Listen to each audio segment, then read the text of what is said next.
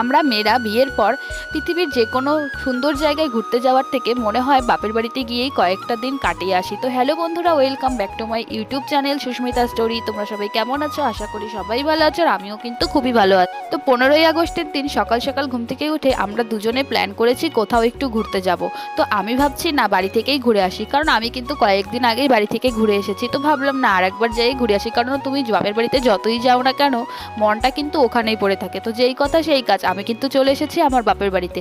এসেই দেখছি মা কাকিমুনিরা অনেক আয়োজন করে রেখেছে আমাদের জন্য।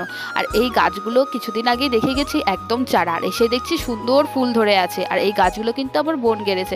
তারপরে মা কিন্তু এদিকে আয়োজনের মধ্যে রেখেছিল ইলিশ মাছ, মুরগির মাংস, ছোট মাছের চচ্চড়ি, মূলো শাক, আরও ছিল অনেক কিছু।